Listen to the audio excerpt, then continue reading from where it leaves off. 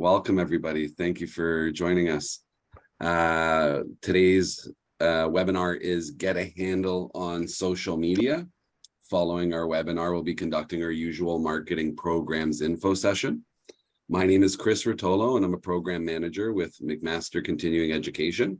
And I'm happy to be here co-hosting today's session with a very valuable member of our staff. Gail is a instructor in both our marketing and digital marketing programs and has done everything from help us develop some of the courses to today's speaking engagement. We'll also be joined by one of our information specialists, Shima, who will be conducting the second portion of today's webinar, the marketing programs info session. So before we start, I'd like to acknowledge and recognize that McMaster Continuing Education is located on the traditional territories of the Mississauga and the Haudenosaunee nations, and within the lands protected by the Dish with One Spoon Wampum Agreement. So I will turn you over to Gail, our social media expert, who's going to tell us a little bit more. Thank you, Chris. So I'm so excited to see so many people register and be interested in social media. I hate social media. I think you kind of do when you work in it. But I wanted to start by taking a look at the global statistics. So we're going to get a little bit more into the details about Canadian social media users. But right now, January 2023, Statista did a poll. And so we are seeing that Facebook, YouTube, WhatsApp, Instagram, WeChat, TikTok are the front runners globally. So this is important to note. And we're going to take a look at another slide that will outline the Canadian version of this, which is a little bit different and really fascinating to see how things are different across the world. And if you look a little further down on this, you're going to see some social media platforms that not so popular in Canada, but globally are extremely popular. So we've got Telegram, Sina Weibo, QQ, these are all actually ahead of Twitter globally, Twitter or X, as I think we should call it now. So just interesting to note that there are social media platforms out there that some of us have never even heard of and certainly never used. And a lot of those are generally really popular in like China. I don't hear about a lot of people using WeChat here unless they are actually from there. So let's move to the next slide. And we're going to take a look at the internet usage in Canada. Overall, we have, I believe the number is 38.6 million people in Canada. And if you look at the total internet users in Canada as of January 2023, we're looking at 36 million users. So that is 93.8% of the population. That's 94% of the population. And if you look, globally at the stats, Canada really is over-indexing as internet users. So really important to think about when you are thinking about your marketing. You don't necessarily want to, you don't want to forget about digital and social especially. So moving on to the next slide, we're going to take a look at the most popular social media platforms in Canada. And here they are. How many people are surprised by this? Facebook, not too surprised. Not my favorite platform by any stretch, but to see Facebook Messenger up there as number 2 was really surprising to me. It's not something I use very often, but I guess we were all kind of forced to download the app at some point, and it is a front runner in Canadian social media use. Instagram right up there, coming in at number 3, TikTok, Twitter, WhatsApp, iMessage, we've got Pinterest, LinkedIn, also, in the top 10 here.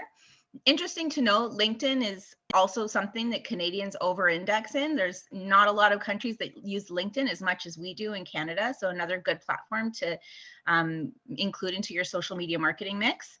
And then we've got some, Snapchat, generally a younger audience. We've got Reddit, Skype, Discord, Telegram, and Tumblr. So some interesting information here as to what the most popular platforms are for Canadians in social media. So let's check out the next slide. And this tells us how many people use social media for brand research. So this is a really important slide for marketers because, you know, for so many years we were telling we were telling the organizations we worked with social media is important, we need to invest in it. But when you don't have the statistics to really justify that and change how investment dollars are allocated, then you know, it takes time to kind of get everyone on board. And I found that in a few places I worked, where it often took almost 3 years for me to really be able to show and prove that, you know, we should reallocate some of those funds that we're putting into web banners that nobody clicks on. You know, we're getting very low percentage of clicks on those things. The click-through rate was very low. And then we put the same kind of information into a social media post, and we were getting a much higher return on investment in that sense. And so we were able to prove it. But 60%, so that is a lot of us who are not going to the website. We're not going to the store to look at these things. We're going on social media. We are looking on any kind of social media platform, so this includes all of them, to do our research about brands. And we get to see what people say about them. You know, it's that word of mouth, or world of mouth, as people like to say about social media, where we can get hopefully an authentic view of what the brands or products are that we are interested in buying. And obviously, you know, with the advent of influencers coming into the mix, we, I think as Canadians, are also very savvy that a lot of the time these influencers are getting paid to endorse these brands and products. And so we're all pretty keen on that. And it's, you know, helpful if you trust that influencer, but also good to kind of take it with a grain of salt when they're really promoting something. So moving on to the next slide. We're just kind of taking a roundup of the statistics for Canadian social media users. So as you know, 33 million social media users in Canada out of a population of 38.6 million. So that is a huge chunk. Almost everybody is on social media in Canada. So it's super important to include in your marketing mix. And you know, a lot of brands are now starting to, you know, be digital forward, as opposed to having digital and social be the afterthought. So, you know, many places I worked, we would have our big brand campaigns. We'd have our television, radio, billboards, print ads, all of that stuff was, you know, made together. And then afterwards they think about social media. But we're starting to see that not only are these all coming together, so it's not necessarily just digital marketing, it's marketing, and it includes everything. But some companies are actually leading digital first now. And so that is a great shift to see, as we know that it really penetrates the Canadian market. So Facebook, by far the most popular social media platform in Canada, has over 26 million users. Most Canadians use social media to stay in touch with their families and friends, and TikTok is the fastest growing platform right now. Canadians spend about 2 hours a day on social media, and 24 to 34-year-olds are the largest age group on social media in Canada. Women also more likely to use social media than men. And Canada is, as I said, one of the most connected countries in the world, which is amazing. The penetration of internet use in Canada is almost 94%, meaning basically everyone has access to the internet and uses it on a regular basis. And last year we saw 1.5% growth. So that was about 530,000 new users in the last year. So, when we talk about internet users, we're seeing that 31 of the 33 million users in Canada use mobile devices as their means. Perhaps they also use a tablet or a desktop, but we definitely use our mobile phones more to access the internet. So another important thing to note, and you can often see within the social media platforms where people are accessing it. So you can see if people are on mobile or desktop, and you really want to think about that when you're working on creative, and make sure that it's something that is going to be good for someone to view on a phone. You know, not a ton of text that you can't read on your phone because it gets smaller when it gets shrunk down if it's not on a larger screen. So, you know, the fact that people are on their mobile devices, they're using them everywhere. It's just a really important thing to note. And I think that's probably pretty common knowledge at this point. So let's move on to the next slide. And we're going to take it platform by platform. So Facebook, we see, has the largest reach in the world. It is really great for developing an audience. So if you're just starting out, you know, it's got a huge user base. It's easy to buy ads, and 80% of Canadians are on Facebook. So assuming that you're catering to a Canadian audience, then Facebook is definitely going to be a place where you want to be. And, you know, there are certainly some exceptions to that, but, you know, it is a good place for most brands to be.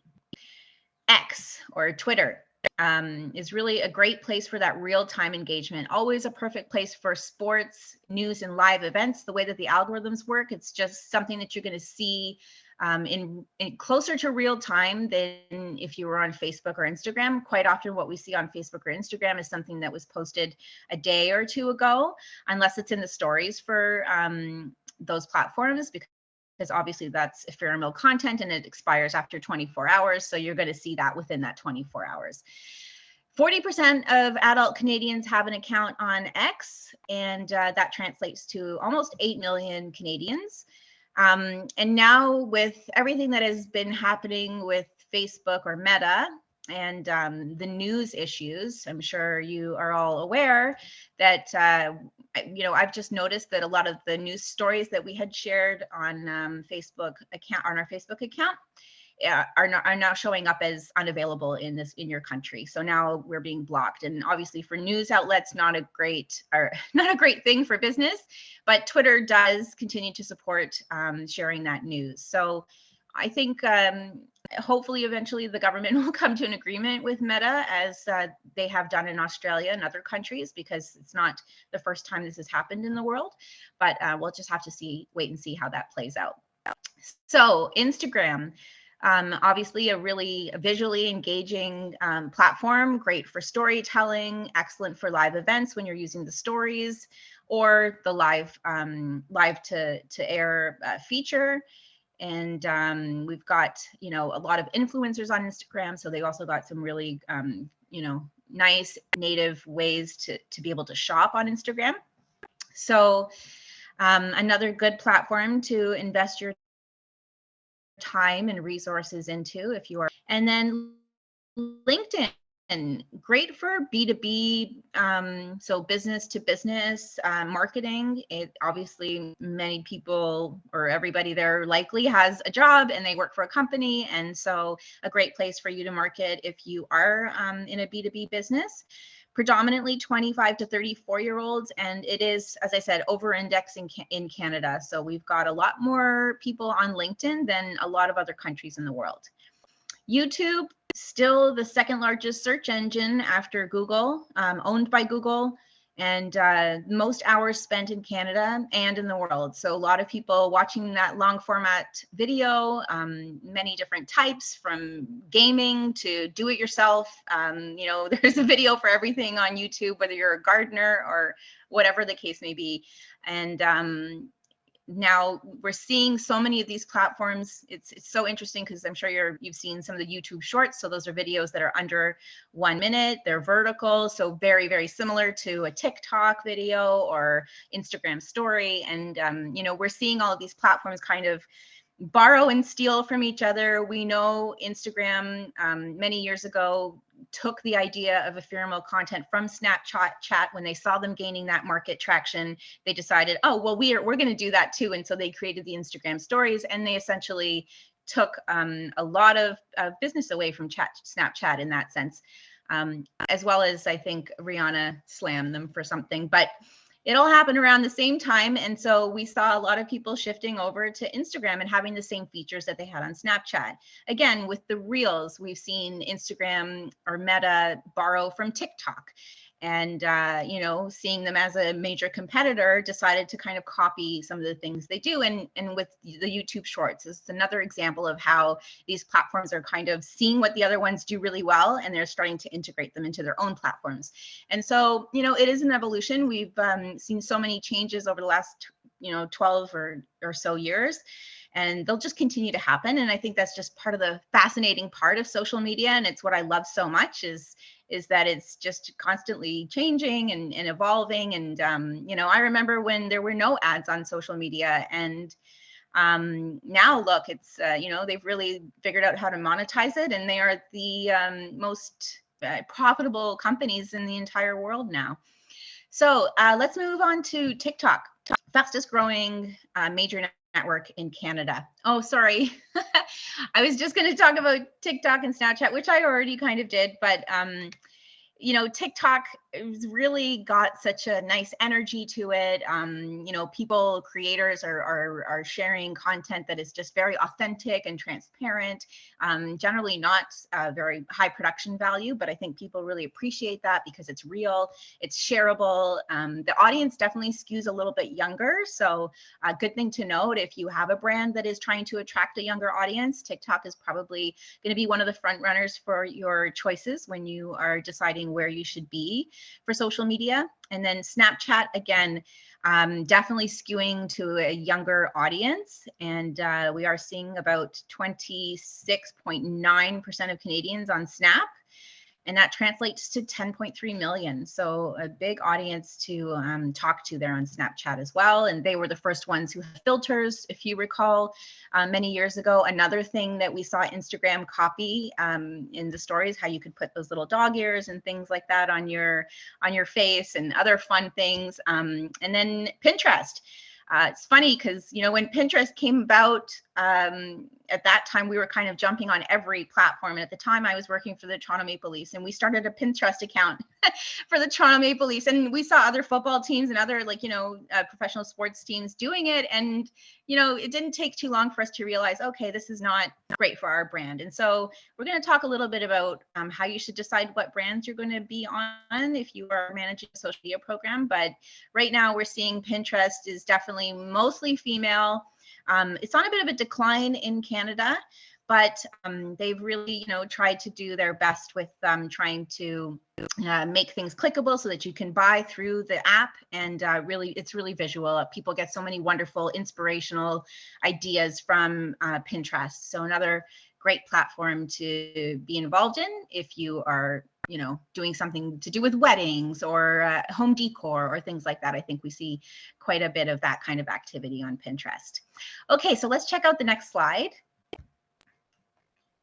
So where your brand should really be.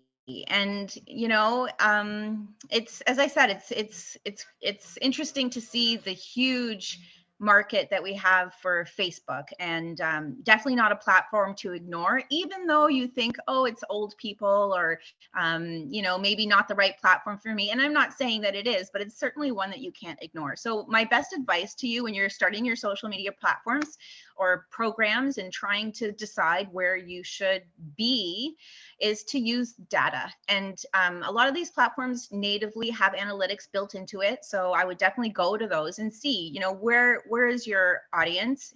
And if you have, it depends on what kind of shop you're in. If you're working for a big organization, you probably have a lot of market research. You probably have data on who wants to buy your product or who is using your services. And then you can take a look at the platforms and see where you're going to fall and where you think that you'll be able to engage people the most.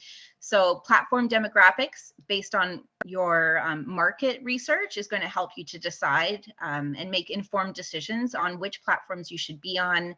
And it will also help you to decide, what kind of content you should make and how often you will post. How often will you be responding to people? We had some great questions today from some people who registered for this webinar, and it was really nice to see people thinking about these things, because these are things that you think about when you're working for a brand, not when you're using social media for yourself.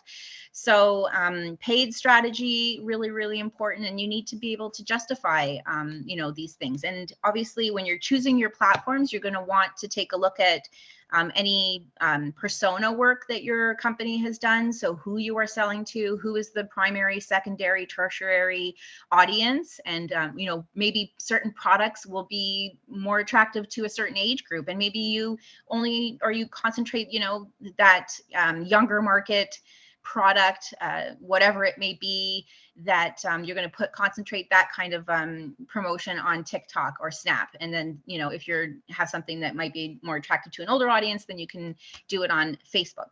So all of these things and all of this data is going to be really what helps you decide. And then you're also going to have to take into consideration your company's resources. And this is a huge one, because I know I've worked at places where like it wasn't one person doing the emails, it was a team of people doing the emails.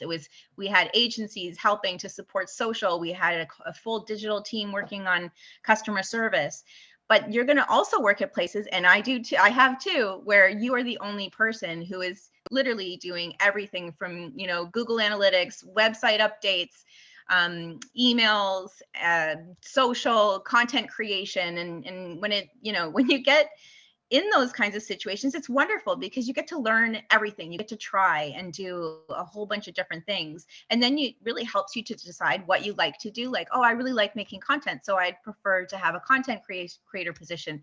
But in order to be a good content creator, it's great to know what works on emails and the other places that you're going to be posting this content. So it's really important to kind of get a feel for everything. And as I said, some companies, you're going to have $1 million budget and you're going to be able to hire people to do all the things that you want to do. And sometimes you're going to have to make it look like $1 million, but you're the only one doing it. And so your company resources are a huge factor in how often and where your brand should be active on social media.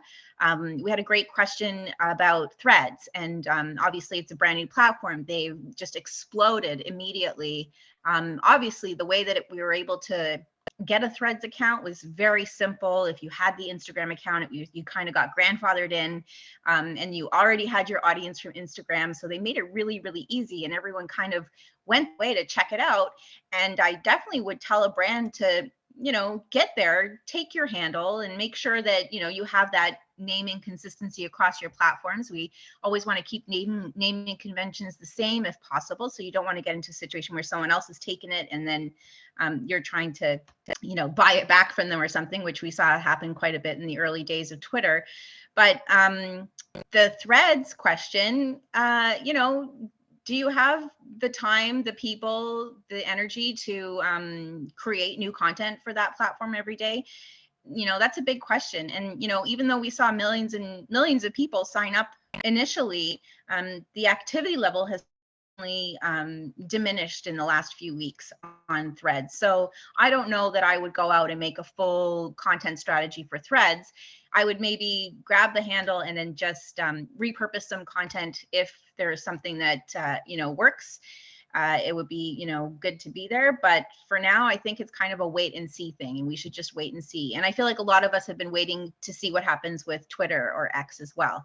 So we've seen some companies fall off on advertising there and then come back. And the thing about Twitter that is so unique, and I think it's the strong point, is that it has that algorithm that allows you to see things in real time. And so it's really the best place to be for sports and live events.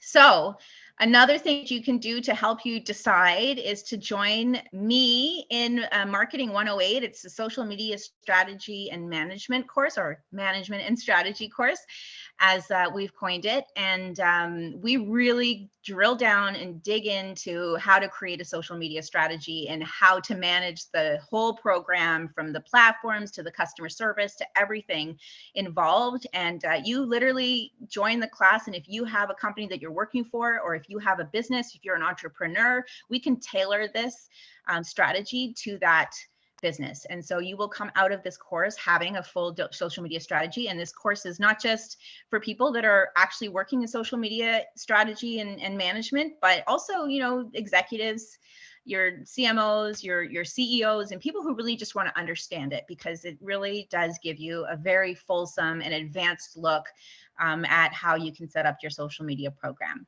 I wanted to add that we also have the content marketing course, but it looks like you're about to talk about that. Yeah, That you read my complements mind. our social media course really well. Yes, yes, and it's taught by Emily Bailey. She is amazing. She developed the course as well. So I feel like so many people, they see the content, they love making videos, and it is a wonderful, wonderful place to start. And sometimes you will be hired because you can make good content, because people have seen your videos, because they're, wow, look at those TikToks, and look at the aesthetics of the video, and it's just, you really get that kind of thing. And if you're hired to do specifically that, like I always say that my dream team is having a community manager, so somebody who will every day check in on Facebook, will answer all the questions, they're going to respond in a timely fashion, and I'm talking within an hour to 24 hours. Generally speaking, 3 to 4 hours is the sweet spot for service level agreement if you're having an agency do it for you. But the more that you can answer in real time, the better. And so that community management piece is huge, and that generally does include posting, not necessarily making the content. As I said, if you have a big company or group that you work with, then you're likely going to have someone dedicated to community management. You're hopefully going to have someone dedicated to analytics and reporting. So that is a huge thing. You should be running reports on a monthly basis and on a campaign basis, and possibly even on a quarterly or a yearly basis. So lots of reporting to be done. And even if you're in the middle of a campaign, if you get a report that says that something's going sideways or one platform is not performing, you have the ability to change that on a dime. Whereas if you put up a billboard, it's stuck there for the duration of the campaign. You cannot change it. You cannot improve those metrics. So being able to have that information coming in and have someone dedicated to analytics and reporting is huge, because it is a big part of a social media manager's job. Strategy. So that big picture thinking, leading things forward, and really moving the program ahead. And all of that is such an important part as well. So it's nice to have someone that focuses on that. And then the fourth person in my dream team would be a content producer. And honestly, when I worked at the National Bank Open, during that tournament time, I had content producers. I had 5 of them, and I had them dedicated to a platform, because it was not sufficient for, when you have a 10-day event, to have one person posting on 5 different platforms. It just didn't work, especially when you have stories and you have things that you want to do in real time, and you want new content every single day. And so content, honestly, there are certain jobs where you're going to want to have one person dedicated to each platform, and not for the whole year, but maybe, depends on who you're working for. But in that case, definitely a huge benefit to us to be able to have someone dedicated to each of those platforms, instead of spreading yourself too thin and trying to post on all the platforms. It just doesn't work.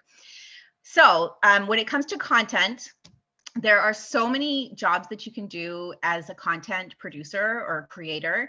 And that's everything from planning, so creating content calendars, editorial calendars, and then looking at your profiles. Are those looking good? Do we need to update them? What kind of researching hashtags? What kind of hashtags can you use to make sure that you're trending, and using those songs and even the templates that they have on social media, like generally speaking, the reels. Using those templates can actually help your content, because you see that these algorithms sometimes favor certain songs, sounds, templates, and that type of thing.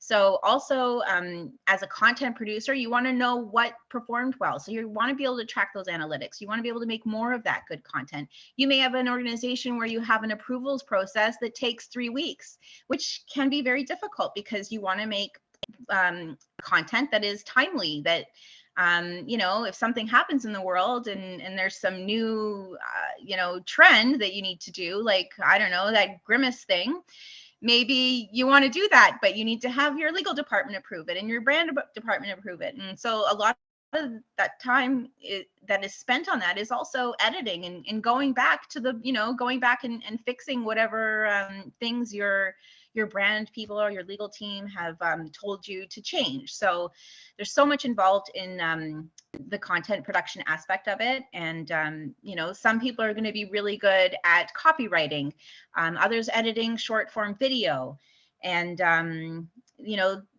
doing audits, creating brand graphics, and helping your paid team. Maybe you don't have a paid team, but maybe you do. And maybe they just want to know what was the best performing piece of content so that we can put some advertising dollars behind it and get more people to see it. So, you know, all of these things, even if you get yourself into a crisis comms situation, which does happen, you're going to need creative to help to get that message across. So, you know, sometimes you're involved in all of those things too as a content producer. So all these things are things to think about when you are thinking about what you want to do in social media. And there are a lot of tools to help you, and you know, we should all kind of be experts on that and have our favorite. Many of them are similar to each other, but really important things to think about. And as we mentioned, the content course that we have in the digital marketing stream is an amazing place to learn about content, all the different types of content and what you can do with it, and you know, the kinds of jobs that you can do within making content for social media. So let's move on to the next slide.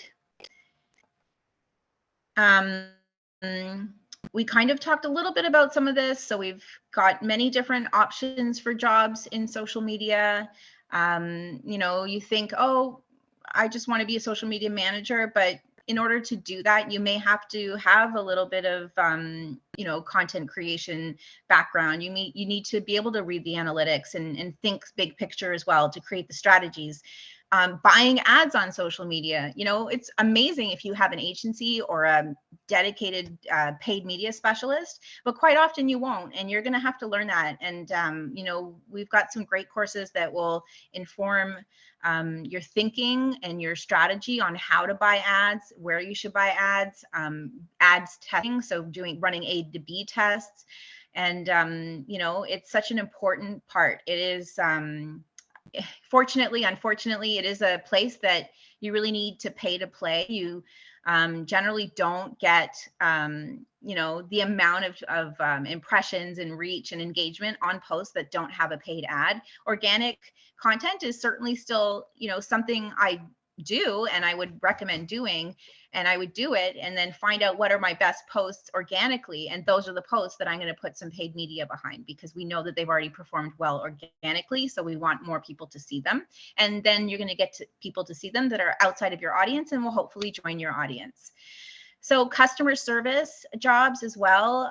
You know, we used to have call centers, and I remember back in the day, we would get a complaint on social media, immediately try to take it offline so that everyone didn't see what was happening, and what, you know, that if something was wrong, we wanted to kind of have an email with that person or a phone call with that person.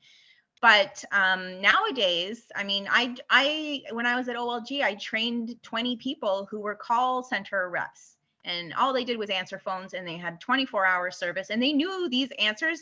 And I was every day trying to like get answers from them to answer officially on the pages. And I was like, why don't we also paid an agency $125,000 a year to basically say, call the call center. That was all they did. They were like, oh, thank you for your question or your comment, call the call center. So we trained those customer service call center people in social media. And so they were able to take that over and respond in real time with official responses that had already been vetted and that everyone was comfortable with. So that's another big thing, is social media customer service, which not often talked about, and you know, not as glamorous as being a content creator, but a very, very important job, because we all know when people complain on social media, it can spread like wildfire. So graphic designers, copywriters, video editors, influencer relations. So this is another thing that's fascinating, and probably only in the last 10 years, we see agencies that all they do is represent influencers. So it's like an actor's agency, but it's for influencers, and they're creating contracts and making deals with brands to choose different influencers. And you know, that is a part of a bigger strategy. Sometimes we're seeing PR agencies do that, but quite often organizations will have internal people, and all they do is manage those influencer relationships. So another newish kind of job, which is a really fun type of job in social media. And I've seen people who are social media experts really take what they know in social media and apply it to certain industries. What I've really noticed is HR specifically, and you know, it's just being able to recruit people online and use what you know in social media. A lot of HR departments have a social media expert who helps them post on LinkedIn and other places, and it's really become a kind of a niche in social media. And then another exciting thing is that, you know, once you learn social media, you really have a choice of whether you want to work agency or client side, and that is a personal preference. Definitely something that you should try. I feel like you learn so much at agencies, and it's definitely a really great place to start. There's a lot of entry-level positions quite often, so an excellent place to learn the trade and try all of these different types of jobs that you can do. And then, you know, you can decide if you like the agency life, which can be very fun and exciting, you know, depending on the clients that you work with.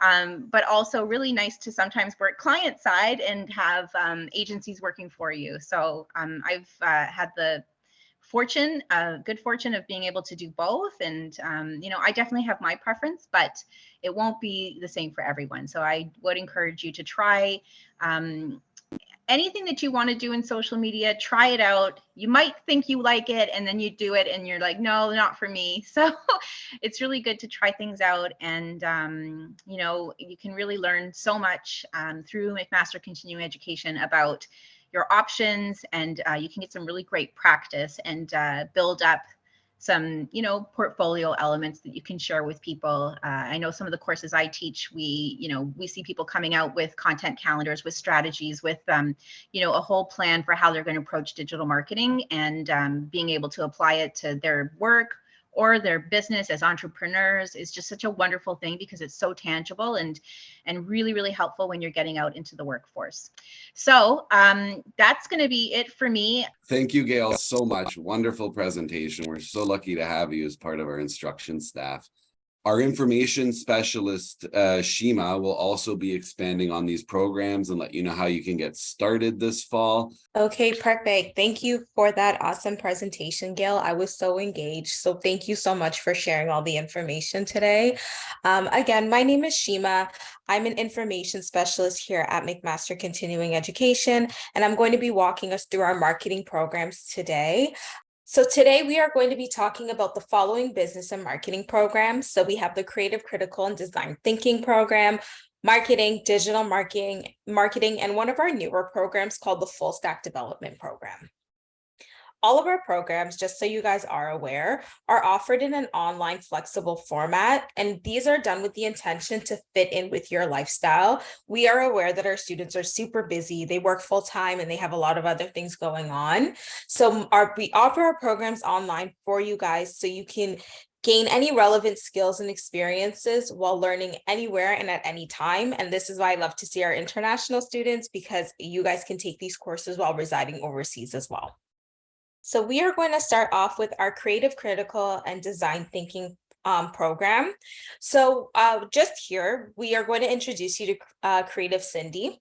So Creative Cindy learned a few different skills from taking this program. So some of the things that she's learned from our Creative, Critical, and Design Thinking program include design thinking, critical thinking, agile methodology, project management, user experience, problem solving, planning, decision-making, and writing. So we do have some job post titles in Ontario for the following skills. So you can see we have about 4,600 job postings that fall under the creative thinking field, such as accounting executives, digital marketing specialists, and copywriters, similar to what Gail discussed earlier. We do have some about 42,000 unique job postings within this field as well. And the great thing about this program is it's applicable to a wide range of industries. So you can see here that people have taken this program are financial analysts, business analysts, and project managers. And if you take a look at the design thinking unique job postings, there's about 2,000 available in Canada, and they include product designers, UX, UI designers, as well as product managers. And again, all of this information has been outsourced from our Lightcasting website. So you're able to type in lightcast.com. So you're able to take a look at where we've generated some of these information from and have a little bit more of a comprehensive outlook on the marketing and job outlook trends. So our creative, critical, and design thinking program is awesome. So no matter what industry you work in, you are able to build your creative, critical, and design thinking skills, as this will enhance your ability to solve complex problems in your organization. It also does complement other programs of study, or it can be simply taken to improve and enhance your academic and professional career. So the Certificate of Professional Learning in this program simply requires students to complete a total of 3 courses in an online format. And you can see here that we offer just 3 courses. Some of the course options include cultivating creative thinking, critical design thinking for problem solving, as well as design thinking itself. You'll be able to see all of these on our website as well for students. And as Chris said, enrollment is open for this program as well. So what you can expect to learn in this program includes how to examine principles and models of creative, critical, and design thinking to effectively solve problems for users and stakeholders, how to execute any innovative strategies in relation to problem and complex situations. You'll also be able to reflect on meaningful communication of your experiences relating to creating, problem solving, and designing. You'll also be able to recognize how to identify, participate in, and support communities of practice committed to sustainable change. So you're able to see all of this on our website. We've included a hyperlink on the bottom. So if you go to www.continuing.mcmaster.ca, you'll be able to take a look at our course offerings. I also encourage everybody that's here to take some time to go through our course outlines that are listed on our website. So we have categorized our course outlines through different programs. So that way you'll be able to download them. You'll be able to see what some of the program and course objectives are, what grade distribution looks like, and this will also help you in enrolling in your courses as well. So I want to take some time now to introduce you to Marketing Michael. He makes an average salary of $65,000 a year. And some of the skills that Marketing Michael has picked up from our marketing program have included marketing, communications, marketing research, public relations, marketing strategies, digital marketing, social media, email marketing, and sales. So marketing is one of those programs that has a larger job outlook in 5 to 10 years, with the prospective outlook being excellent. And in 2022, we've been able to see about close to 5,000 unique job postings in Ontario. So some of the job titles that we've noticed in 2022 include anything from marketing managers, coordinators, specialists, and analysts to content marketing specialists, as well as email marketing specialists as well. So our marketing program offers a few different pathways for students to complete. It's also important to note that this program was also designed in association with the DeGroote School of Business, and it helps professionals gain and enhance any in-demand skills to succeed in a marketing profession. So you'll see here at the top that we have 3 pathways for students to complete. You can complete your general diploma in marketing, which includes 5 core courses and 3 electives. We also have the certificate in marketing, which is great for individuals who are looking to refresh their credentials, which just requires you to complete 5 core courses. Then we also have the diploma in marketing with a digital marketing concentration. So this requires 5 core courses plus DMK 101, as well as 3 digital marketing electives. So we've given students a wide range of opportunity here to obtain their diploma or their certificate in this program. So what you can learn in our programs as well is how to leverage research to identify consumer needs and promotional positioning. You'll be able to develop and execute effective marketing strategy plans. You'll learn how to communicate ideas, market plans, audits, analysis, and tactics. You'll also be able to leverage marketing research to identify consumer buyer behaviors, and you'll be able to analyze marketing metrics and campaign results, which is awesome because it ties directly into what Gail was talking about earlier. Again, our courses in this program are offered in an online format. So for individuals who are inquiring about what online means, so our online format is just simply asynchronous style learning. So you'll move through the course as a cohort with other students with set due dates and for assignments, quizzes, and things like that. However, whenever you choose to log on to complete your coursework is up to you. So again, we emphasize our flexible learning styles here for students because we understand that you guys are busy in your day-to-day. So by completing one of our programs here, you will obtain either, again, your diploma in marketing, your certificate in marketing, or a diploma in marketing with your specialties in digital marketing. So I want to take some time here to talk about Digital Didi. So she makes about $65,000 a year, and she's learned some really awesome skills from our digital marketing program. She has learned how to market in digital marketing. She learned about search engine optimization, analytics, user experience, search engine marketing, social media, Google Ads, customer relationship management, as well as email marketing as well. So again, we can see that the job outlook trend for the next 5 to 10 years with this program and this job opportunity here looks to be excellent.